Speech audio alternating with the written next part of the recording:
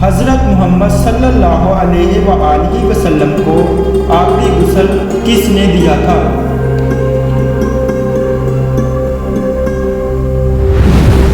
जवाब है हज़रत अली रज़ी अल्लाह अन्हु ने।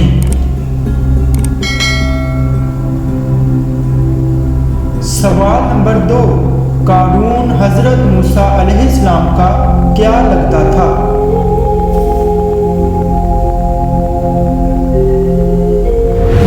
जवाब है कारून हज़रत मूसा अलैहिस्सलाम का चचाजाद भाई था।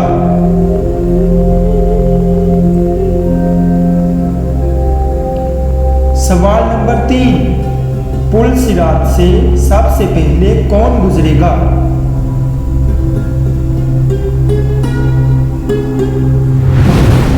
जवाब है हज़रत मोहम्मद सल्लल्लाहु अलैहि वसल्लम गुजरेंगे।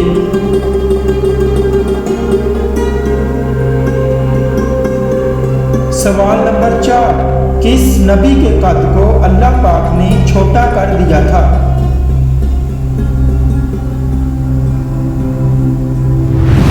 जवाब है जब हज़रत आदम अलैहिस्सलाम ज़मीन पर उतरे, सर आसमान से लगा हुआ था और पाँव ज़मीन पर थे।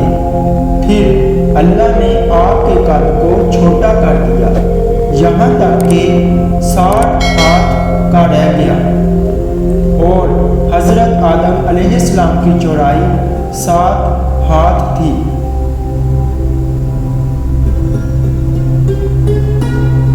सवाल नंबर 5, किस नबी की ज़ुबान अल्लाह ताला ने अचानक तब्दील कर दी थी?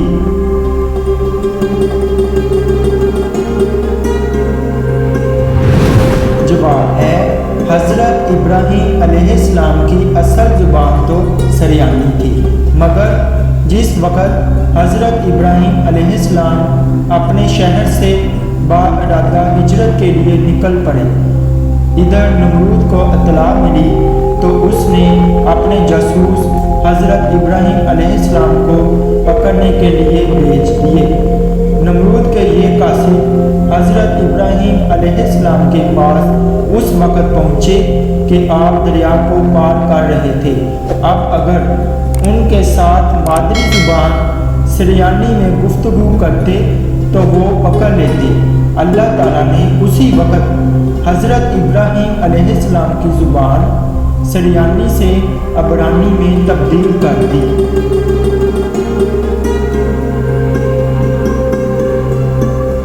सवाल नंबर 6, उस वादी का नाम बताएं जिसमें अस्हाबे कहफ मौजूद हैं।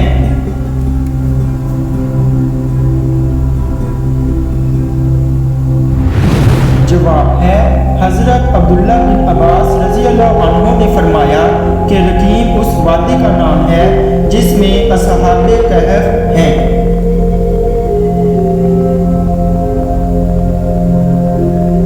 सवाल नंबर 7, फिरऔन बादशाह बनने से पहले क्या था?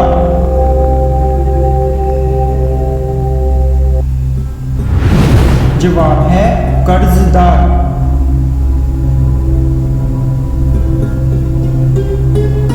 सवाल नंबर 8, सबसे पहले हज का ऐलान किस नबी ने किया?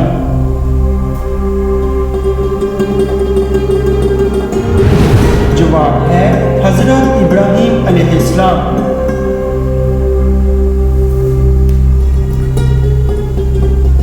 सवाल नंबर 9, क़यामत के दिन किन लोगों को अंधा उठाया जाएगा?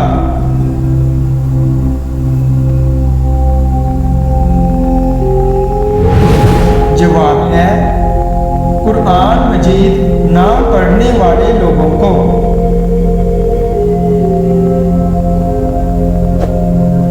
सवाल नंबर 10, हज़रत जिब्राहीम अलैहिस्सलाम की शक्ल कैसी है?